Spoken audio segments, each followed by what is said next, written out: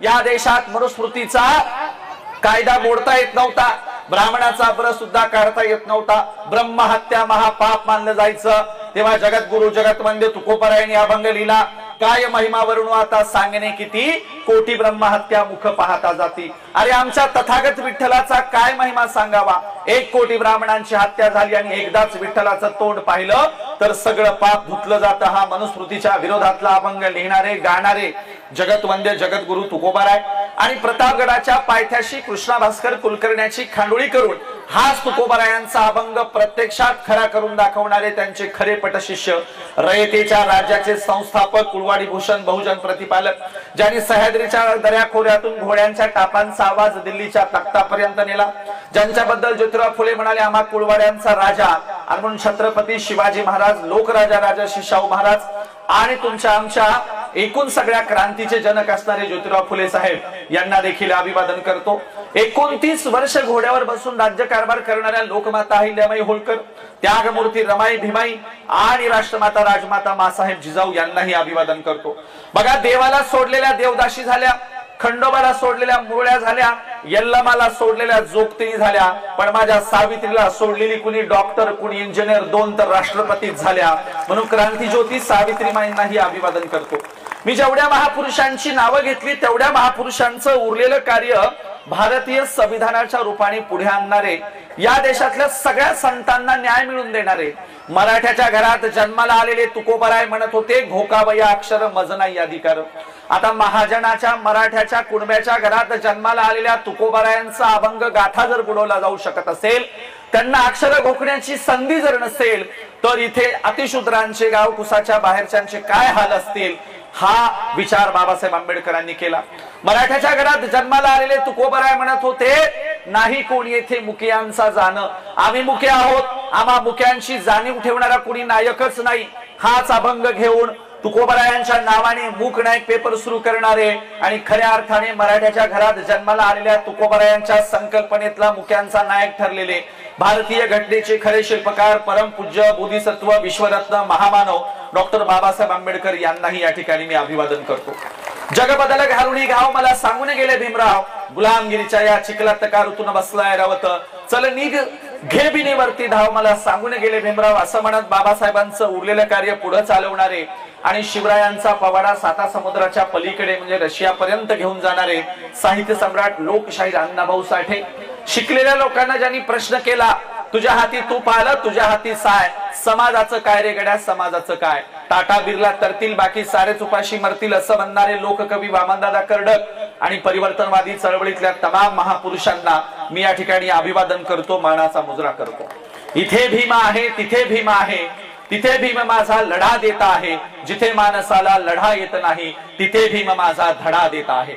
म्हणून बाबासाहेबांनी दिलेले धडे आज आम्हाला पुन्हा गिरवायचे, पुन्हा त्या धड्यांची उजळणी करायची, पुन्हा स्वाभिमानाचा वारसा आम्हाला पुन्हा समजून घ्यायचा आहे आणि या देशातल्या त्याग आणि समर्पणाची कहाणी आता मी तुम्हाला सांगणार आहे। कारण या देशातल्या त्याग आणि समर्पणाची कहाणी समजून घेतल्याशिवाय या देशामध्ये तुम्हाला पुढचं भविष्य कळणार नाही। बाबासाहेबांचं एक वाक्य तर आपल्या सगळ्यांना माहितच आहे की गुलामाला गुलामीची जाणीव करून दिल्याशिवाय तो बंड करून उठणार नाही, आणि म्हणून या देशातल्या पुन्हा गुलामीत खितपट पडलेल्या जनतेला गुलामगिरीची जाणीव करून देण्यासाठी आम्ही फुले साहेबांचा आणि बाबासाहेबांचा वारसा तुमच्यापर्यंत सांगायला आलेलो आहोत। बघा काय झालंय, ग्रामीण भागाची एक परिस्थिती आहे, शहरी भागाची एक परिस्थिती आहे। तुमची देखील एक ठरलेली सज्जनाची आणि माणूसपणाची व्याख्या आहे, माझी देखील एक ठरलेली सज्जनाची माणूसपणाची व्याख्या आहे। त्या सज्जनाच्या व्याख्येकडून आपण बाबासाहेबांकडे, फुले साहेबांकडे जाऊया। बघा, खेड्यामध्ये सज्जन कुणाला म्हणावं, तर तुमच्या खेड्यातली एक सज्जनाची व्याख्या आहे। कुणाला म्हणावं सज्जन, जो कुणाच्या आध्यात जात नाही, जो कुणाच्या मध्यात जात नाही, ज्याचे शब्द सुद्धा विकत घ्यावे लागतात त्याला सज्जन म्हटलं जातं। असला सज्जन काय चाटायचा आहे का, त्याचं लोणचं घालायचं का, काय उपयोग आहे। हा सज्जन घरी आला, माईने विचारलं वाघा अमुक अमुक माणसाचं किराणा दुकान उघडं होतं का, हा म्हणतो काय की मी बघितलंच नाही। ह्याचं कोणाच्या किराणा दुकानावर डोळा सुद्धा नसतो आणि माय तोंडावून हात फिरून म्हणते माझा वाघ लय सज्जन आहे। हा सज्जन घरी आला आणि माईने विचारलं वाघा अमुक अमुक माणसाची पिठाची गिरणी चालू होती का, हा म्हणला काय की मी ऐकलंच नाही। ह्याचं कोणाच्या गिरणीवर कान देखील नसतो आणि माय गावभर सांगते माझा वाघ लय सज्जन आहे। आता त्याला उतरंडीला ठेव, गाडग्यामध्ये ठेव, बाकीचा तसा काय उपयोग नाही। माझी पण एक सज्जनाची व्याख्या आहे, सज्जन कुणाला म्हणावं, जो कुणाच्याही आध्यात जातो, कुणाच्याही मध्यात जातो, ज्याला मध्यरात्री फोन करा पहिल्या बेरला तुमचा कॉल उचलतो, जो तिरडी उचलायला पुढे असतो, रक्तदान करायला पुढे असतो, भांडणं मिटवायला पुढे असतो, कुठल्याही कामात मदत करायला जो सगळ्यात पुढे असतो त्याला सज्जन म्हटलं पाहिजे। आणि माझ्या सज्जनाच्या व्याख्येत फुले साहेब, बाबासाहेब आंबेडकर आणि सगळे महापुरुष बसतात। आणि म्हणून आम्हाला असे त्यागी आणि समर्पित सज्जन हवेत, दुसऱ्यांच्यासाठी राबणारे, दुसऱ्यांच्या मदतीला धावून जाणारे, एकूण देशाचा विचार करणारे, एकूण या देशाच्या भवितव्याचा विचार करणारे क्वचितच महापुरुष या देशात होऊन गेले। म्हणून बाबासाहेबांचं कार्य विश्वव्यापक आहे, संपूर्ण देशाला न्याय देणार आहे आणि या देशातल्या सगळ्याच जाती धर्म पंथाच्या लोकांचा उद्धार करणार आहे। बघा, माझी अस्पृश्य जाती म्हणजे आजच्या शेड्यूल कास्टच्याच वाट्याला दैनीय दुःख आलं होतं का? तर नाही, या देशात ओबीसी असणाऱ्यांच्या वाट्याला देखील प्रचंड जाचक कायदे आणि बंधनं आली होती। आणि म्हणून ही जाचक आणि कायदे आणि बंधनं उठवायचं काम जर कुणी केलं असेल तर त्याची सुरुवात केली ज्योतिराव फुले साहेबांनी। फुलेंनी पहिल्यांदा पुण्यामध्ये ब्राह्मणशाहीच्या विरोधात दंड थोपटलं आणि ज्योतिराव फुले म्हणाले, आमचा लढा शेठजी, भटजी, लाटजी विरुद्ध शूद्रातिशूद्र असा आहे आणि म्हणून आम्ही शूद्रातिशूद्रांना एकत्रित करून या देशातल्या शेठजी, भटजी, लाटजींच्या विरोधात हा संघर्ष गतिमान करणार आहोत। ज्योतिराव फुले त्यांच्या वर्गमित्राच्या चौथीला असणाऱ्या सखाराम परांजपेच्या लग्नाला गेले होते। आता माळ्याच्या घरात जन्माला आलेल्या एका चांगल्या बिल्डर आणि एका चांगल्या कुटुंबातल्या पोराच्या वाट्याला जर अशी दयनीय अवस्था येत असेल तर अतिशूद्रांचे काय हाल असतील। ज्योतिराव फुले सखाराम परांजपे नावाच्या मित्राच्या लग्नाला गेले, रात्रीच्या वेळीचं लग्न आहे, अशा लग्नाच्या वरातीत ब्राह्मणांनी ज्योतिराव फुलेंना हकलून लावलं, त्यांचा अपमान केला, वरातीतून ढकलून लावलं आणि वरात पुढे निघून गेल्यावर ज्योतिराव फुले रस्त्यावर उभे राहिले। बाजूला एका झाडाच्या आडवं लपलेला अस्पृश्याचा पोरगा हसत पुढे आला आणि ज्योतिराव फुलेंकडे बघून हसायला लागला। फुले म्हणाले, तुला हसायला काय झालं? उलट तुला तर माझ्यामुळे झाडाच्या मागे लपावं लागलं, अरे मी किमान वरातीत तरी गेलो। तेव्हा अस्पृश्याचा पोरगा म्हणतो, ज्योतिराव आम्हाला कळतं तरी आमची अवकात काय, तुला तर तुझी अवकात सुद्धा कळत नाही, तुला हकलून लावलं। ज्योतिराव फुलेंच्या मनाला शब्द लागले, घरी वडिलांना जाऊन सांगितलं, वडिलांनी सांगितलं नशीब पेशवाई नाही, नाहीतर तुझं मुंडकं उडवलं असतं। वडिलांनी फुलेंची बाजू घेऊन समोरच्या लोकांशी भांडायला येण्याऐवजी फुलेंना आज घरामध्ये रागवले। ज्योतिराव फुलेंनी तर्कबुद्धी जागृत केली, पुस्तकं वाचले, धर्मग्रंथ वाचले, अस्पृश्यता काय आहे समजून घेतली, जाती व्यवस्था काय आहे समजून घेतली आणि या जाती व्यवस्थेतून लोकांना मुक्त करायचं असेल तर पहिल्यांदा विद्या दिली पाहिजे असं ज्योतिराव फुले म्हणाले। फुलेंनी अखंड लिहिला, विद्येविना मती गेली, मती विना गती गेली, गती विना नीती गेली, नीती विना वित्त गेले, वित्त विना शूद्र खचले। एवढे अनर्थ एका अविद्येनं केलं आणि म्हणून ज्योतिराव फुलेंनी पहिल्यांदा शाळा काढायला सुरुवात केली। ज्योतिराव फुलेंनी अस्पृश्य वस्तीत सकाळी सकाळी जायचे, फुलेंना तात्यासाहेब म्हटलं जायचं। एकदा फुलेंनी एका अस्पृश्याचं लहान लेकरू आपल्या कडेवर उचलून घेतलं आणि फुले पळत आपल्या घराकडे निघाले। तेव्हा अस्पृश्य वस्तीमधले लोक म्हणाले, ओ तात्यासाहेब आमचे लेकरं घेऊन कुठे चाललात? तेव्हा ज्योतिराव फुले म्हणाले, ही लेकरं मी माणूस बनवायला घेऊन चाललोय। तेव्हा त्या गल्लीतले लोक म्हणाले, मग आम्ही काय जनावर आहात का काय? तेव्हा ज्योतिराव फुले म्हणाले, अरे जनावर तरी तुमच्यापेक्षा चांगली आहेत, तुमचं जगणं जनावरांच्याही पलीकडचं आहे, मी तुम्हाला माणूस बनवण्यासाठी शाळा काढतोय। म्हणून या देशात पहिल्यांदा जर आमच्या भवितव्याचा विचार कोणी केला असेल तर तो क्रांतीसूर्य ज्योतिराव फुले साहेबांनी। आणि म्हणून आम्हाला वारसदार कसे हवेत?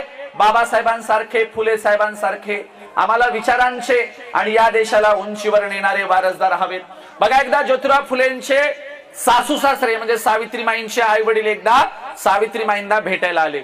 महिलांच्यासाठी फार महत्वाचा किस्सा सांगतो ऐका। सावित्रीमाईंचे आई वडील सावित्रीमाईंना भेटायला आल्याच्या नंतर सावित्रीमाईंचे आई वडील म्हणाले, साऊ तुला काय मूलबाळ होत नाही असं आपल्या जावाई बापूंना म्हणावं, दुसरं लग्न करा। सावित्रीमाई म्हणाल्या, ते काही माझे ऐकायचे नाहीत, असं करा तुम्ही स्वतः जाऊन सांगा। सावित्रीमाईंचे आई वडील फुले साहेबांकडे बैठकीच्या खोलीत आले, जावाई बापूंना म्हणाले, जावाई बापू तुम्हाला काही आमच्या साऊकडून मूलबाळ होईना, असं करा तुम्ही काय करा, दुसरं लग्न करा आणि साऊला सवत आणा, सवत।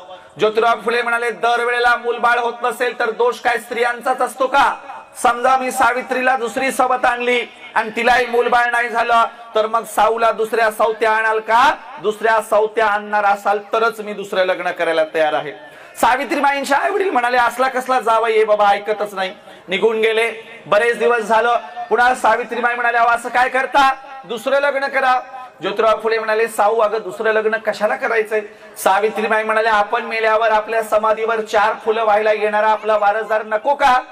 तेव्हा ज्योतिराव फुले म्हणाले सावित्री अगं पोटची पोरच वारसा चालवतील याची काही गॅरंटी नसते, पण मी तुला गॅरंटी देतो आपण मेल्यावर आपलं साहित्य वाचून असा कुणीतरी आपला वारसदार येईल की आपलं उरलेलं कार्य तंतोतंत पुढे चालवेल आणि आपला विचार देशभरात नेईल. ज्योतिराव फुले गेले आणि फुले गेल्याच्या नंतर 1 वर्षांनी ज्यांचा जन्म झाला, ज्यांनी फुलेंना आयुष्यात कधीही पाहिलं नाही, परंतु फुलेंचं उरलेलं सर्वच्या सर्व कार्य ओळ वाईज दिनांक वाईज पुढे चालवलं, ते ज्योतिराव फुलेंचे खरे वंशज आणि खरे वारसदार म्हणजे डॉक्टर बाबासाहेब आंबेडकर आहेत. बघा फुले म्हणाले मांग महार निंदा ठावे नाही व्यथा जाळा म्हणू ग्रंथा एकदाची. यांच्या धर्मग्रंथात आमच्या बद्दल दयामया तर नाहीच आहे, परंतु आमची प्रचंड हेटाळणी केलेली आहे, असले ग्रंथ जाळले पाहिजेत. फुले साहेबांच्या जन्मशताब्दी वर्षाच्या निमित्ताने फुलेंना जन्मून 100 वर्ष झाल्याच्या वर्षी 25 डिसेंबरला रायगडाच्या पायथ्याशी महाडला मनुस्मृतीचं दहन केलं आणि फुलेंचे गुरु असणाऱ्या शिवरायांच्या समाधीचं दर्शन घेतलं. फुलेंना तर सॅल्यूट केलाच, फुलेंच्या गुरुला देखील सॅल्यूट केला आणि मनुस्मृतीचं दहन करून लोकशाहीवादी राज्याची संकल्पना महाडला बाबासाहेबांनी ठेवली. आणि म्हणून आम्हाला असे वारसदार हवेत की ज्यांनी वेळ वाईज दिनांक वाईज उरलेलं संपूर्ण देशाचं कार्य तडीसलेलं पूर्ण केलं. बघा मित्रांनो, आणि म्हणून इतिहास अशाच लोकांचा लिहिला जातो जे देशात काहीतरी चांगलं काम करतात. शुद्धोदनाच्या शेतात 1000 सोन्याचे नांगर चालायचे, पण इतिहास काही श्रीमंत असल्याबद्दल शुद्धोदनाचा लिहिला गेला नाही, तर सर्वस्वाचा त्याग करून संपूर्ण आशिया खंडात बिना चप्पलचा फिरल्याबद्दल, जनतेला माणुसकी शिकवल्याबद्दल, त्याग आणि समर्पणाबद्दल तथागत बुद्धाचा इतिहास लिहिला गेला. याचा असा अर्थ होतो इतिहास त्याग आणि समर्पणाचाच लिहिला जातो, श्रीमंतांचा लिहिला जात नाही. सम्राट अशोक जगाचे चक्रवर्ती राजे होते, पण रस्त्याने जाणाऱ्या सर्वसाधारण बौद्ध भिक्षूंच्या पायावर डोकं टेकवायचे. लोक म्हणायचे तुम्ही जगाचे चक्रवर्ती राजे आहात, उंच सिंहासनावर बसता, मग साधारण बौद्ध भिक्षूंच्या पायावर डोकं का टेकवता? तेव्हा सम्राट अशोक म्हणायचे इतिहास काही माझा राजा असण्याबद्दल आणि माझ्या संपत्तीचा लिहिला जाणार नाही, इतिहास त्या बौद्ध भिक्षूंच्या त्याग आणि समर्पणाचा लिहिला जाईल, म्हणून मी त्यांच्या त्याग आणि समर्पणाला सॅल्यूट करतो आहे. बघा सम्राट अशोकाच्या नंतर मध्ययुगीन भारताच्या कालखंडात या देशात बोल्लोबा मोरे नावाचे एक प्रचंड महाजन होते, श्रीमंत होते, पण इतिहास काही बोल्लोबा मोरेंचा लिहिला गेला नाही. सर्वस्वाचा त्याग करणारे आणि कर्ज खाती पाण्यात बुडवून आजूबाजूच्या परिसरातल्या लोकांना कर्जमुक्त करणारे आणि या देशात संतांचा वारसा पुढे चालवणाऱ्या जगद्गुरु जगतवंद्य तुकोबरायांचा इतिहास लिहिला गेला. याचा असा अर्थ होतो इतिहास काही श्रीमंतांचा लिहिला जात नाही, चांगलं काम करणाऱ्यांचा इतिहास लिहिला जातो. माझा एक प्रश्न आहे, तुम्ही कधी खेड्यात टाटा बाटा बिर्ला अंबानीचे पुतळे बघितलेत का? तुमच्या बिलोलीमध्ये नीता अंबानीचा पुतळा आहे का? तुमच्या बिलोलीमध्ये कुठल्या अनिल अंबानीचा कुठल्या जमशेद टाटाचा पुतळा आहे का? नसतो. खेड्यात नाही दिसणार, तालुक्यावर दिसणार नाही, मेट्रो सिटीत सुद्धा नाही. इतिहास काही टाटाच्या माईचा, बिर्लाच्या बायकोचा, अंबानीच्या आजीचा लिहिला जात नाही. इतिहास रमाई भीमाई अहिल्या फातिमा आणि जिजाईचा लिहिला जातो. इतिहास त्याग आणि समर्पणाचा लिहिला जातो. म्हणून तुम्हाला अदानी अंबानीचे पुतळे दिसणार नाहीत, पण अंगावर चिंध्या पांघरून शब्दांचं सोनं वाटणाऱ्या गाडगे महाराजांचे पुतळे तुम्हाला जगभरात दिसतील. अरे ज्यांचं काही शिक्षण झालं नाही अशा गाडगे महाराजांचं अमरावती विद्यापीठाला नाव आहे, कारण इतिहास त्याग आणि समर्पणाची दखल घेतो, श्रीमंतांची नाही. आणि म्हणून माझ्या भावंडांनो, तुम्हाला त्याग आणि समर्पण समजून घ्यायचंय. या देशामध्ये आपल्या पूर्वजांनी प्रचंड मोठं बलिदान दिले, त्याग केलेला आहे. तुम्हाला त्यागमूर्ती रमाईचा प्रसंग सांगतो. आपण रमाईच्या बद्दल किती सुंदर गाणं ऐकलं की बाबासाहेबांच्या संपूर्ण जीवनामध्ये रमाई म्हणजे एक मोठं टपूर टिपूर चांदणं होतं. ह्या चांदण्याची कथा तुम्हाला सांगतोय. एकदा काय झालं, शाहू महाराजांना कळलं की कोणीतरी अस्पृश्याच्या घरातला पोरगा खूप शिकून आलाय, आपण त्याची भेट घेतली पाहिजे आणि त्याची मिरवणूक काढली पाहिजे. म्हणून शाहू महाराज मुंबईत बाबासाहेबांना शोधत आले. बाबासाहेब ज्या चाळीत राहत होते दुसऱ्या मजल्यावर, त्या चाळीच्या लाकडी जिन्यापाशी शाहू महाराज खाली आले. त्यांना लाकडी जिना चढून काही वर जाता येईना. मग त्यांनी एक माणूस पाठवला आणि बाबासाहेबांना निरोप पाठवला, कोल्हापूरचे राजे शाहू महाराज आलेत म्हणून. बाबासाहेब लुंगीवर होते, जसे आहेत तसे खाली आले आणि जगातल्या दोन महान पंडितांची, महान विद्वानांची, महान क्रांतिकारकांची भेट एका लाकडी जिन्यापाशी चाळीपाशी झाली. बाबासाहेब म्हणाले, अहो महाराज तुम्ही कशाला आले गरिबांच्या चाळीत? अहो मला निमंत्रण पाठवलं असतं तर मी स्वतः कोल्हापूरला आलो असतो. शाहू महाराज म्हणाले, नाही मला बघायचंच होतं की कोण तरुण इतकं शिक्षण घेऊन आलाय.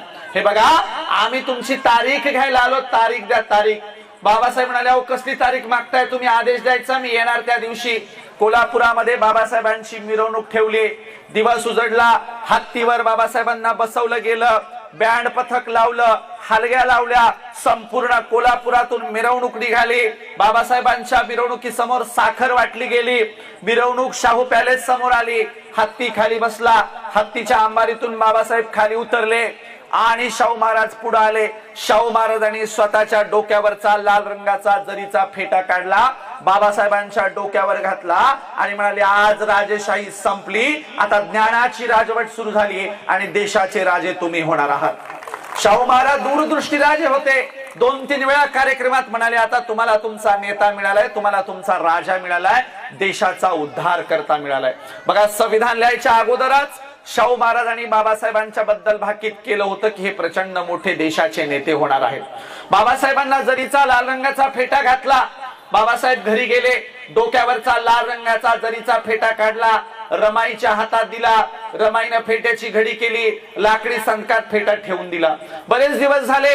इंग्रज अधिकारी म्हणाले, मिस्टर आंबेडकर तुम्ही नेहमीच कार्यक्रमाला येता, जरा तुमच्या मिसेसला घेऊन या की, तुमचा जोडीने दोघांचा सत्कार करणार आहोत. बाबासाहेबांनी घरी निरोप पाठवला, रामूला म्हणावं तयार होऊन ये. बाबासाहेब रमाईला रामू म्हणायचे. रमाईच्या पुढे प्रश्न पडला. साहेबांनी सांगितलंय तयार होऊन जायचंय. तयार होऊन जायचं म्हणजे कसं जायचं? आमच्या रमाईने दोरावरच्या सगळ्या साड्या काढल्या. कोणती साडी फाटलेली आहे, कोणतीला ठिगळे लावलेत, कोणतीला नखी किनार नाही, कोणतीला पदरच नाही, कोणतीला छिद्र पडलेत. काही साड्या दांडी केलेल्या साड्या होत्या. आपल्या मराठवाड्यातल्या सगळ्या महिलांना दांडी केलेली साडी कळते. कोल्हापूर, नाशिक, पुणे भागात सांगावं लागतं दांडी केलेली साडी म्हणजे काय. 2 वेगवेगळ्या रंगाच्या साड्या एकत्र शिवल्या की त्याला आपण म्हणतो दांडी केलेली साडी. अशा आमच्या रमाईच्या फाटक्या तुटक्या साड्या, लुगडे, काय करावं? साहेबांनी तर तयार होऊन बोलवलंय. आमची रमाई मधल्या खोलीत गेली, लाकडी संदूक उघडला आणि माझ्या बाबासाहेबांची लाज राखण्यासाठी शाहू राजाचा लाल रंगाचा जरीचा फेटा नेसून माझी रमाई कार्यक्रमाला गेली. रमाई कार्यक्रमाला गेली, स्टेजवर जाऊन बसली. बाबासाहेब आंबेडकर लांबून गाडीतून उतरले आणि स्टेजच्या दिशेने जाताना विचार करतात, अरे माझ्या रामून कुणाचा बरं शालू नेसून आली? माझ्या रामूला मी कधीच एवढा महागडा शालू घेतला नाही, आज लाल रंगाचा जरीचा शालू कुणाचा बरं माझी रामू नेसून आली? अरे मी इतक्या देशात फिरलो, बाहेरच्या देशात गेलो, पण रामूला कधीही महागडा शालू आणू शकलो नाही, साडी आणू शकलो नाही, तिला फुटका मणी सुद्धा मी करू शकलो नाही, पण आज माझी रामू कुणाचा बरं शालू नेसून आली? जसे जसे बाबासाहेब आंबेडकर स्टेजच्या दिशेने जातात, स्टेजच्या पायऱ्या चढायला लागतात, तसं लक्षात येतं, अरे माझी रामू माझी लाज राखण्यासाठी शाहू महाराजांचा जरीचा फेटा नेसून आली आहे. बाबासाहेबांच्या डोळ्यातून थेंब ओघळणार तेव्हा बाबासाहेब ठरवतात रामूकडे बघायचं नाही. रामूकडे बघितलं तर रामू देखील रडेल आणि आपल्या डोळ्याला अश्रू येतील. बाबासाहेबांनी ठरवलं खाली बघायचं. रमाईच्या लक्षात आलं, साहेबांनी ओळखलंय मी शालू नाही फेटा नेसून आली आहे. तेव्हा रमाईने पण ठरवलं साहेबाकडे बघायचं नाही, चुकून साहेबांना किंवा मला रडू आलं तर प्रसंग वेगळा होईल. म्हणून रमाईने ठरवलं पायाकडे बघायचं. खाली रमाईने जे मुंडकं घातलं ते वर केलंच नाही. कार्यक्रम संपला. दोघेही गाडीतून घरी जात होते. संपूर्ण गाडीमध्ये कुणीच बोलत नव्हतं, सगळे चिडेल चूप होते. घरी गेल्याच्या नंतर साहेबांनी अंगावरचा कोट काढून रमाईच्या हातात दिला तेव्हा रमाईच्या डोळ्यांना अश्रुधारा लागल्या होत्या. रमाईचे अश्रू बाबासाहेबांच्या बुटावर पडत होते आणि बाबासाहेब सांगत होते, रामो काळजी करायची नाही, मी माझ्या जनतेला सांगेल, एक वेळच मला विसरला तरी चालेल, पण माझ्या रामूचा त्याग आणि समर्पण विसरायचं नाही. तिच्या त्याग आणि समर्पणामुळेच मी संपूर्ण देशाचा संसार करू शकलो. मी रामूचा संसार नीट नाही करू शकलो, पण लोकशाहीचा संसार, या देशाचा संसार मी नीट करू शकलेलो आहे. आणि म्हणून रमाईच्या त्याग आणि समर्पणामुळे आम्हाला चांगले दिवस आलेत. मला महिलांना प्रश्न करायचा, एक विचारायचा आहे, जेव्हा केव्हा तुम्ही जयंतीला जाण्यासाठी कपाट उघडता किंवा तुम्ही कुठल्या तरी लग्नाला जाण्यासाठी सुटकेस बास्केट उघडता आणि त्या कपाटातून सुटकेस मधून एखादी चांगली महागडी साडी नेसण्यासाठी काढता, ती चांगली महागडी साडी नेसत असताना तुम्हाला चुकून तरी रमाईच्या त्याग आणि समर्पणाची आठवण होते का? तुम्हाला चुकून रमाई कधीतरी आठवते का? आणि म्हणून आम्ही स्वतःला हा प्रश्न केला पाहिजे. म्हणून दरवर्षी महापुरुषांच्या जयंतीच्या निमित्ताने त्यांनी केलेल्या कामाची उजळणी आम्ही केली पाहिजे. आपलं कसं आहे, 4 महिलांचं, आपल्या महिला एकत्र येतच नाहीत आणि आल्या तर चर्चा कशावर करतात? कोणाची नांदना, कोणाची पळून गेली, कोणाला कोड फुटला, कोणाची काडी मोड झाली, याच्या आमच्या बायाची चर्चा असते. पण घरात कधी रमाई, भीमाई, आईल्या, फातिमा, जिजाईची चर्चा नसते. कधी रमाईच्या त्यागाची चर्चा नसते. एका गावामध्ये शेड्यूल कास्टला जागा सुटली सरपंच पदाची. मग बाई झाली सरपंच. मग अधिकारी आले, सरपंच कोण आहे, सरपंच कोण आहे? मग बाई पुढे आली, म्हणली सरपंच नाही, मीच सरपीण आहे, म्हणली मीच गावची प्रमुख आहे. आता बाई मोठ्या त्यागाने सरपीण झाली. सरपीण झाली तर झाली, इकडून 5% खाय, तिकडून 10% खाय, इकडून वड तिकडून वड, मस्त 2 मजली बंगला बांधला. चांगली एका दिवशी महागडी साडी नेसली, गावभर फिरली. गावचे लोक गेले कदरून, म्हणले एवढी सगळीला आम्ही सरपंच केलं, गावचा विकास गेला बोंबलं, स्वतःचाच विकास केलाय म्हणले. मग बाया म्हणले हिला विचारायचीच नाही कितीला साडी घेतली म्हणून. अख्खं गावभर फिरलं, कोणीच विचारेना कितीला घेतली. संध्याकाळ झाली, बोळीचा रस्ता लागला, अरुंद रस्त्याने पाय आपटीत, दन दन पाय आपटीत घराकडे निघाली. घराकडे आणणाऱ्या रस्त्याने जाताना रस्त्यात एक कुत्री झोपली होती. कुत्रीच्या शेपटी पाय पडला. कुत्री म्हणली काय कोण? ही म्हणली आजच घेतली 10,000 रुपयाला.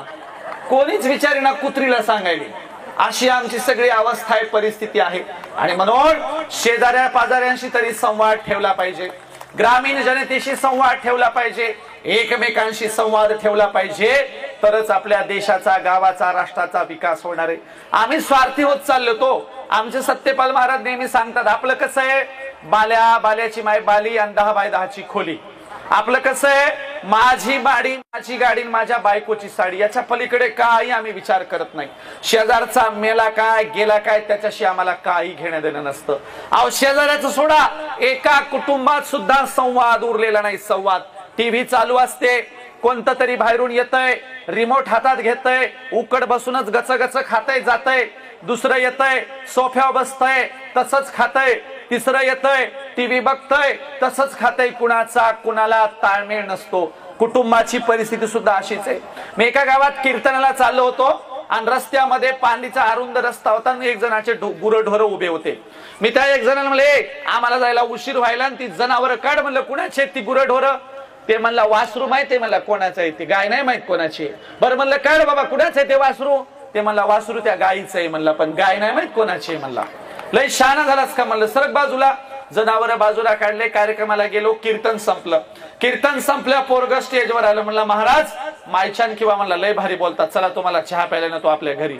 म्हणलं मी चहा पित नाही. म्हणलं दूध पाजतो, चला तर खरी. घराकडे नेताना एवढा मोठा म्हशीचा गोठा होता. म्हणलं का रे, ह्या सगळ्या म्हशी तुमच्याच आहेत का? म्हणला हो. मी म्हणलं सगळ्यात दूध देतात का? म्हणला महाराज येडे झालं काय, म्हशी कुठे दूध देतात का? काढावं लागतंय. म्हणला मनानं देत नसतात. म्हणला म्हणलं एवढा शहाणा आहेस का? मग शाळेत का जात नाही? मगाशी तर गुराढोरांच्या मागे होता. म्हणला जातो शाळेत. मग म्हणलं तू कितवीत आहेस? म्हणला मी 9वीत आहे. 9वी. मी म्हणलं बिलकुल वाटत नाही 9वीत म्हणून. म्हणला मोजून बघा 9वीत आहे. म्हणलं 20.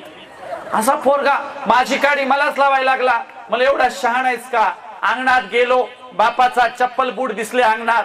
हे मला मायच्यान किंवा महाराज तुम्हाला दूधही पाजू शकत नाही, चहा बी नाही. म्हणलं का? म्हणलं आमचं डंगर घरीच आहे. म्हणला म्हणलं मग काय झालं? म्हणला बाप बाहेर गेल्याशिवाय मी घरी जात नाही. नाही तर बापाच्या देखत जेवायला बसलं ना, बाप म्हणते याला येतच नाही, याला जमतच नाही, हे मूर्खच आहे, हे नालायकच आहे. कधी कधी तर माझा बाप म्हणते ही गेलेली कॅशेटच आहे. मग मला वाटायला लागलं मी खरंच गेलेली कॅशेट आहे काय की. म्हणून बऱ्याच घरात बापदारात, लेक घरात, लेक घरात बापदारात एकमेकांचा संवाद नाही. लेकरांना काही पाहिजे असेल तर लेकर माईला म्हणतात आई म्हणणं तू पप्पाला दे म्हणून. आणि मग पोराची माय म्हणते द्यानं काऊन, पोरग खूप दिवस झालं मागायलंय. आणि मग पोराच्या माईच्या सांगण्यावरून बाप पोराच्या माईकडे देतो आणि माय मग पोराकडे देते. असा घरात, ज्या घरात संवाद नसेल त्या घरामध्ये बाबासाहेब आंबेडकर नाही होऊ शकणार. कारण रामजी आंबेडकर आणि बाबासाहेब आंबेडकर हे आम्हाला सूत्र समजून घ्यावं लागतं. पगारीतले पैसे वाचवून, आपली पेन्शन वाचवून आपल्या मुलांच्यासाठी पुस्तकं विकत घेणारा एकमेव बाप म्हणजे रामजी आंबेडकर होते. आपल्या घरातल्या मुलाला कशाचीही कमी पडू नये याची सतत चिंता करणारे रामजी आंबेडकर होते. आणि आपल्या घरातले बाप पोरग 5 वर्षाचं नाही झालं की त्याच्या हातात लगेच मोबाईल देते आणि मोठेपणाने सांगतात त्याला स्टेटस ठेवता यायलंय, मोठेपणाने सांगतात त्याला सगळं व्हिडिओ कॉलिंग जमायली. अरे ती काय मोठेपणाची बाब आहे का? सांगा त्यांनी त्याच्या बालवयात बाबासाहेबांचं चरित्र वाचलंय, सांगा त्यांनी त्याच्या बालवयात फुले साहेबांचं चरित्र वाचलंय. आणि आम्हाला पुस्तक वाचणाऱ्या पिढ्या पाहिजेत, आम्हाला महापुरुषांचा वारसा चालवणाऱ्या पिढ्या पाहिजेत, आम्हाला सगळ्या क्षेत्रात तरबेज असणाऱ्या पिढ्या पाहिजेत. आणि म्हणून तशा पिढ्या घडवायच्या असतील तर पहिल्यांदा मायबाप घडले पाहिजे. आणि म्हणून त्या मायबापांच्यासाठी हा कार्यक्रम आहे. लक्षात घ्या, सांगावं किती हो, या देशात महापुरुषांचं इतकं व्यापक काम होतं, ते व्यापक काम आम्हाला सांभाळता आलेलं नाही. बाबासाहेब आंबेडकर म्हणाले होते, हा माझा परिवर्तनाचा रथ आहे, मी मोठ्या नेटाने इथपर्यंत आणलाय. हा परिवर्तनाचा रथ तुम्हाला पुढे नाही नेता आला तरी चालेल, पण त्या रथाला मागे खेचू नका. परंतु आज आम्ही काय केलंय, तो परिवर्तनाचा रथ ज्या जागेपर्यंत बाबासाहेबांनी आणला होता तो पुढे तर आम्ही नेऊ शकलो नाही, उलट त्या रथाच्या दांड्या विकून खाल्ल्या, त्या रथाचे चाक विकून खाल्ले, त्या रथाचे पार्ट विकून खाल्ले. आणि म्हणून आज आमची अशी अवस्था आहे. म्हणून लोकशाही वाचवायची वेळ आमच्यावर आली आहे, देश वाचवायची वेळ आमच्यावर आलेली आहे. अशा वेळेला आम्हाला आंबेडकरी जनतेला सतर्क आणि जागृत करायचंय. अशा वेळेला आम्हाला या देशातल्या महापुरुषांचा जे वारसा चालवतात त्या लोकांना सतत सतर्क आणि जागृत करायचंय. बघा, बाबासाहेबांच्या काळात माणसं कशी होती ना आताची माणसं कशी आहेत. एकदा काय झालं, बाबासाहेब समुद्र किनाऱ्यावर पुस्तकांच्या ट्रंका घेऊन उतरले आणि आपल्या घराकडे जाणार, तोच तिथं काही माणसं बाबासाहेबांच्या दिशेने आली आणि माझ्या रिक्षात बसा, माझ्या रिक्षात बसा म्हणून भांडायला लागली. तोपर्यंत एका वाळलेल्या अगदी हडकुळ्या माणसाने बाबासाहेबांच्या पुस्तकांच्या बॅगा घेतल्या आणि आपल्या पायंडल सायकल रिक्षामध्ये नेऊन ठेवल्या. बाबासाहेब त्याच्याकडे गेले, म्हणाले, हे बघ, माझ्या घराचा रस्ता चढाचा आहे, दुसरं माझं वजन आणि 2 बॅगांचं वजन तुला तोलणार नाही, तुला सायकल पायडल रिक्षा चालवता येणार नाही. मी दुसरा कोणीतरी माणूस बघतो, परंतु तुझ्या रिक्षातल्या बॅगा माझ्या उतरून दो. तो माणूस म्हणाला, हे बघा साहेब, माझ्या रिक्षात बॅगा ठेवल्या तर तुम्हाला कोणीच नेणार नाही, कारण तुम्ही माझे झाले. आता तुम्हाला याच रिक्षातून यावं लागेल. रिक्षा चालवणाऱ्याला माहितच नाही आपल्या रिक्षात बसणारी व्यक्ती कोण आहे. बाबासाहेबांच्या घराचा रस्ता लागला, चढाचा रस्ता, रिक्षा चालवणाऱ्याला रस्ता काही चढना. कमरेतून पूर्ण ओझं त्या हँडलवर टाकलं आणि पायंडलवर पाय दाबायला सुरुवात केली. पायंडल काही दबता दबेना, हँडलवर पूर्ण ओझं पडलंय. माणसाचा तोल समोरून पुढे गेला आणि अगदी तोंडावर माणूस पडला. रिक्षा बाजूला जाऊन आदळला. बाबासाहेब कसे तरी रिक्षातून उतरले, माणूस जमिनीवर पडलाय. बाबासाहेब त्याच्याकडे गेले, त्याच्या दोन्ही खांद्याला धरलं, उठून उभं केलं. उठून उभं करेपर्यंत साहेबांच्या लक्षात आलं त्याचं अंग तापेनं फणफणलंय, त्याला प्रचंड ताप आलाय. बाबासाहेब म्हणाले, अरे तू आजारी आहेस, तुला ताप आलाय आणि तू कशाला रिक्षा चालवतो? मी तुला सांगितलं नव्हतं का माझ्या घराचा रस्ता चढाचा आहे, तुला चढणार नाही, आणि काय चालवलं हे? बाबासाहेबांनी खिशात हात घातला, पैसे दिले, सांगितले, हे पैसे घे, दवाखान्यात जा, इथून माझं घर जवळ आहे, मी कुणाला तरी बोलवेल आणि माझ्या बॅगा घेऊन जाईल. त्या माणसाने पैशाच्या पाकिटाला किंवा पैशाला हात सुद्धा लावला नाही. माणूस मागे सरकला, म्हणाला, नाही साहेब, जोपर्यंत तुम्हाला तुमच्या घरी नेऊन पोहोचवत नाही तोपर्यंत या पैशावर माझे अधिकार नाहीत. आणि मी काही कच्च्या गुरुचा चेला नाही, माझ्या गुरुने नाही सांगितलं असं कोणाचे पैसे घ्यायचे म्हणून. तुमचं काम करेल तरच या पैशावर माझा अधिकार आहे. बाबासाहेब म्हणाले, अरे आजारी आहेस आणि कोण्या गुरुचं मला गिन्यान सांगायला लागला, पैसे घेऊन जा, कोण्या गुरुचं नाव सांगायला लागला? तेव्हा तो म्हणाला, हे बघा साहेब, मी ताप असताना का हे रिक्षा चालवतोय? कारण माझ्या गुरुच्या सभेला मला जायचंय, माझ्या सहकुटुंबाला मी येवल्याच्या सभेला घेऊन जाणार आहे, आणि म्हणून माझ्या बाबासाहेबांच्या सभेला जाण्यासाठी मी पैसे कमवतोय. माझे गुरु बाबासाहेब आहेत, त्यांनी सांगितले श्रमाशिवाय कमाई करायची नाही. बाबासाहेबांनी डोळ्यावरचा चष्मा काढला आणि म्हणाले, अरे वेड्या, ज्या गुरुचं नाव घेतोस, ज्या गुरुच्या सभेला जाण्यासाठी एवढी तयारी करतोय, तो डॉक्टर बाबासाहेब आंबेडकर तुझ्या समोर उभा आहे, मीच आंबेडकर आहे. त्या माणसाच्या डोळ्यातून अश्रुधारा व्हायला लागल्या. बाबासाहेबांच्या पायावर डोकं टेकवलं. बराच वेळ झाला डोकं टेकवून बाबासाहेब खाली वाकले आणि उठवायला गेले. बाबासाहेबांच्या पायावर प्राण सोडून दिले, जीव सोडून दिला. अशी माणसं बाबासाहेबांच्या समकालीन होऊन गेली. आणि आज शाहीर संभाजी भगत सांगतात, भीमपुतळ्यात बंद केला बाई, भीम भजनात बंद केला बाई, त्याच्या वैऱ्याने जेर बंद केला गा, भीम बाजार आणला ग बाई, त्याची खैरात झाली ग बाई, म्हणजे सगळ्यांनी वाटून घेण्याचा कार्यक्रम अलीकडच्या काळात चालू ठेवला असं शाहीर संभाजी भगत सांगतात। आणि म्हणून आम्हाला बाबासाहेबांच्या समकालीन असणाऱ्या त्यागी आणि समर्पित माणसांच्या सारखी माणसं पाहिजे। तुम्ही अनेक कथांमधून सोनबा येवलेची कथा देखील ऐकलेली असेल। सोनबा येवलेची कथा काय सांगते, बाबासाहेब आंबेडकर एकदा मुंबईला चालले होते। त्या ठाण्याच्या दाट झाडीच्या रोडवर एकच हॉटेल होतं आणि हॉटेल जवळ आल्यावर गाडी थांबवली आणि हॉटेलमध्ये पाणी पिण्यासाठी बाबासाहेब आंबेडकर गेले। बाजूच्या दाट झाडीमध्ये उंच झाडावर बसून सोनबा येवले लाकडं तोडत होते। त्यांनी झाडावरून बघितलं की साहेब हॉटेलमध्ये गेले, परंतु बाबासाहेबांना हॉटेल मालकाने पाणी दिलं नाही। हॉटेलमधून पाणी न पिता बाबासाहेब बाहेर आले आणि गाडीमध्ये बसायला लागले। तोपर्यंत झाडावरून सोनबा येवले उतरून आपला हंडा, पाण्याचा हंडा घेऊन गाडीच्या दिशेने जाणार। बाबासाहेबांनी मागे काही बघितलं नाही, गाडी निघून गेली। सोनबा येवलेला फार वाईट वाटलं, अरे माझ्या साहेबांना हॉटेल मालकांनी पाणी दिलं नाही, माझे साहेब बिना पाण्याचे तसेच गाडीत निघून गेले। सोनबा येवलेंनी काय करावं ठरवलं, दररोज त्याच जागेवर पाण्याचा हंडा घेऊन बसायचं। एक दिवस झाला, एक महिना झाला, एक वर्ष झालं, सलग 9 वर्ष सोनबा येवले नावाचे गृहस्थ बाबासाहेबांच्या वाटेवर पाण्याने भरलेला हंडा घेऊन बसायचे। किती वर्ष? 9 वर्ष। कधी बसायचे? ऊन असू द्या, वारा असू द्या, पाऊस असू द्या, झडीच्या पावसात सुद्धा एकाही दिवसाचा खाडा सोनबा येवलेंनी पडला नाही। का? कारण ज्या दिवशी मी पाण्याचा हंडा घेऊन नाही जाऊ शकलो, त्या दिवशी त्याच रस्त्याने माझे साहेब जर गेले आणि साहेबाला पाणी जर नाही मिळालं तर काय करायचं? एकही दिवस पावसात सुद्धा खाडा पडू दिला नाही। अशा अवस्थेत सोनबा येवले मृत्यू पावले, मेले। ही गोष्ट बाबासाहेबांना कळली। तुमच्यासाठी सलग 9 वर्षे एक माणूस पाण्याने भरलेला हंडा घेऊन रस्त्यावर बसायचा। बाबासाहेब म्हणाले त्यांनी असं करायची काही गरज नव्हती। बाबासाहेबांनी पैशाचं पाकिट घेतलं, सोनबा येवलेचं गाव शोधत त्यांच्या गावी गेले। अगदी आखूड आणि उंच नसणारं घर होतं, अगदी झोपडी टाईप लहान घर। अंगणात गावच्या लोकांनी बाज टाकली, बाबासाहेब बाजेवर बसले। सोनबा येवलेची सून आली, बराच वेळ चर्चा झाली। सून सांगायला लागली, अहो साहेब तुमचं दररोज नाव घ्यायचे, साहेब एकदा तरी माझ्या हंड्यातलं पाणी पितील अशी अपेक्षा करायचे, पण साहेब तुमची आणि आमच्या सासऱ्यांची भेट काही होऊ शकली नाही। सून सांगत असताना सगळे रडत होते। बाबासाहेबांनी खिशात हात घातला, पैशाचं पाकिट काढलं, सोनबा येवलेच्या सुनेकडे दिलं। सुनेने पैशाच्या पाकिटाला हात नाही लावला, मागे सरकली आणि काय म्हणाली, साहेब पैसे नको, पण आमची एक शेवटची इच्छा आहे, माझ्या सासऱ्याचं त्या मडक्यातलं एक घोट पाणी प्या, आमच्या पिढ्यानपिढ्यांचा उद्धार होईल। बाबासाहेबांनी हंडा घेतला, हंड्यातलं पाणी पिलं आणि सांगितलं, सोनबा येवलेची कथा देखील जोपर्यंत मी असेल तोपर्यंत सांगितली जाईल, कारण मला असेच त्यागी आणि समर्पित माणसं पाहिजे। म्हणून बाबासाहेब जेव्हा जेव्हा कार्यक्रम करायचे तेव्हा सांगायचे, मला या देशात समता, स्वतंत्रता, बंधुत्व आणि न्याय यावर आधारलेला आदर्श समाज आणि राष्ट्र हवंय। मला इथे प्रश्न करायचा आहे, काय बाबासाहेबांच्या स्वप्नातलं राष्ट्र आम्ही उभं करू शकलो का? नाही, अत्यंत दुर्दैवाने सांगावं लागतं नाही। त्यांनी दिलेल्या संविधानाच्या विरोधात या देशात कार्यक्रम चालू आहेत। बाबासाहेबांनी संविधानात आर्टिकल 15 दिलं होतं। काय दिलं होतं? या देशात जात, धर्म, पंथ, वंश, संप्रदाय, लिंगभेद करता येणार नाही। आम्ही सगळे समान असू, कुणी लहान असणार नाही, कुणी मोठा असणार नाही, सगळे समान असतील, कायद्याच्या पुढे समान असतील, लोकशाही पुढे समान असतील। पण ठरलो का आम्ही समान? बिलकुल नाही।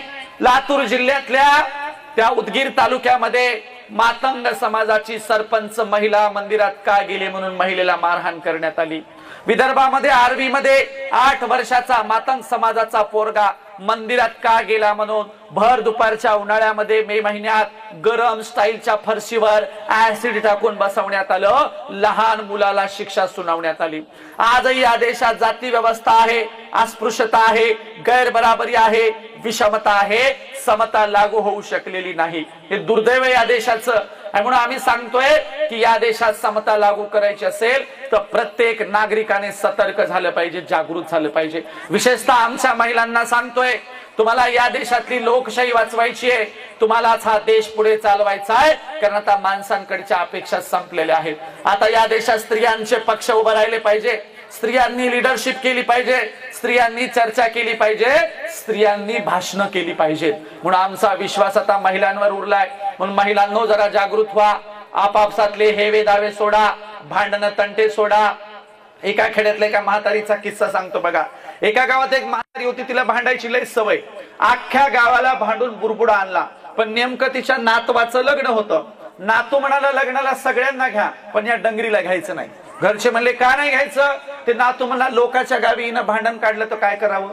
मग घरचे म्हणले आम्ही तिला समजून सांगू, ती काही तसं करणार नाही. नवरदेव हळदीला गेला.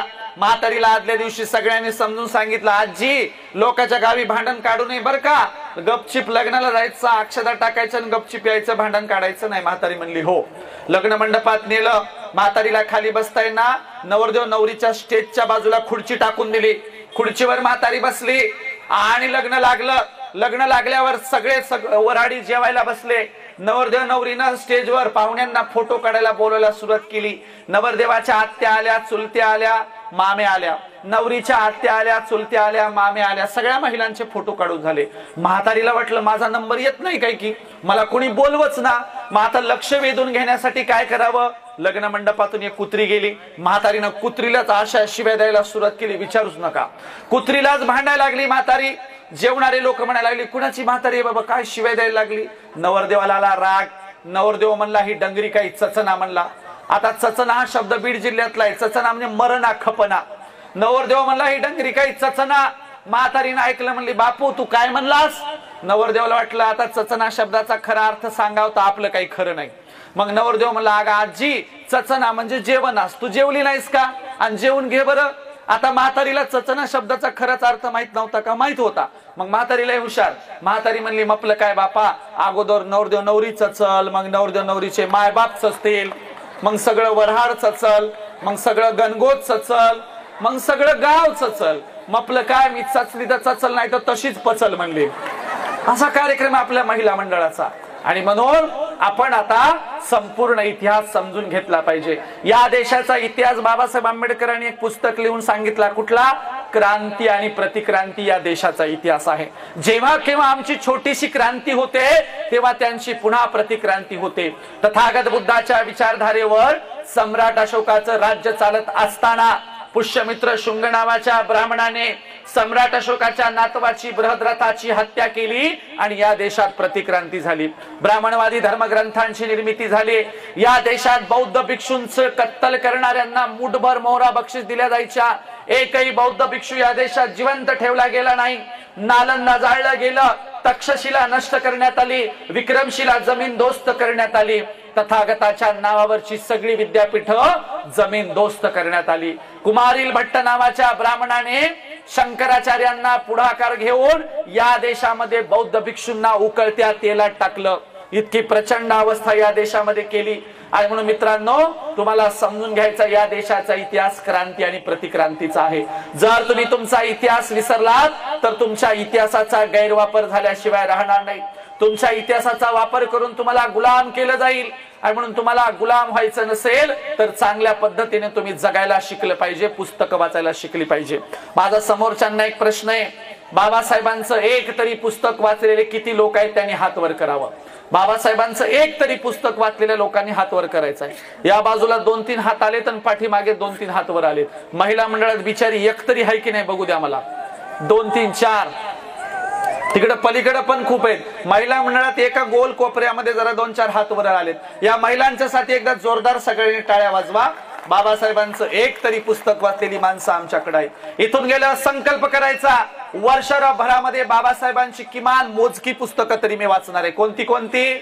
मुक्ती कोण पथे, बाबासाहेबांचं स्वतःच आत्मचरित्र नानकचंद रत्तू यांनी लिहिलेलं, आणखीन क्रांती प्रतिक्रांती, आणखीन बुद्ध आणि त्यांचा धम्म, आणखीन बाबासाहेबांनी लिहिलेला अस्पृश्य मूळचे कोण, आणखीन बाबासाहेबांनी लिहिलेले इतर सगळे खंड, किमान त्यांची भाषणं तरी आम्ही वाचली पाहिजे. एवढी पुस्तकं पुढच्या जयंतीपर्यंत वाचण्याचा संकल्प आज आम्ही करतो आहोत असं ठरवून टाका. महापुरुषांची पुस्तकं वाचली पाहिजे. मोडक्या तोडक्या शब्दात इतरांना सांगितलं पाहिजे. आणि म्हणून सांगण्यासारखं बरंच आहे. आपण समारोपाकडे जाऊया. मी महापुरुषांच्या त्याग आणि समर्पणाच्या काही गोष्टी सांगितल्या. जाताना तुम्हाला एवढंच सांगेल की दुसऱ्याचं चांगलं व्हावं असा विचार केला पाहिजे. दुसऱ्याचं वाईट झाल्यावर आपल्याला दुःख वाटलं पाहिजे. आपल्याकडे उलटी माणसं आहेत बघा. उलटी कशी? दुसऱ्याचं चांगलं झालं की वाईट वाटतं आणि दुसऱ्याचं वाईट झालं तर चांगलं वाटतं. एक जण माझ्याकडे आला आणि म्हणला महाराज द्या टाळी. त्याला टाळी दिली. लय खुश, उड्या मारायला लागला. म्हणलं कस काय रे खुश?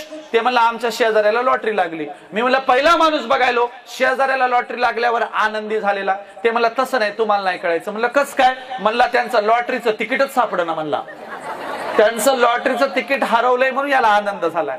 एक जण डॉक्टर कडे गेला. म्हणला डॉक्टर साहेब माझ्या पोटात दुखायलंय. डॉक्टर म्हणले कधीपासून दुखायलंय? हा म्हणला शेजाऱ्याने बंगला बांधलाय तेव्हापासून दुखायलंय. म्हणजे लोकांना घर बांधलं की याच्या पोटात दुखायला, असा कार्यक्रम आहे. म्हणून दुसऱ्याचं चांगलं झालं तर आपल्याला चांगलं वाटावं, दुसऱ्याचं वाईट झालं तर आपल्याला दुःख व्हावं, असा आपला स्वभाव असावा. नेमका उलटा झालाय. हजारो वर्षापासून आमच्याकडे महापुरुष सांगत आलेत की अरे आम्ही बदललं पाहिजे, आमच्या कुटुंबाचा घराचा विकास झाला पाहिजे, आणि म्हणून या बदलासाठी तुम्ही सगळेजण साथ सहयोग द्याल अशी तुमच्याकडून अपेक्षा करतो. आणि जाताना एवढंच सांगेल, बाबासाहेब सूर्याला म्हणाले तू तिथला तर मी इथला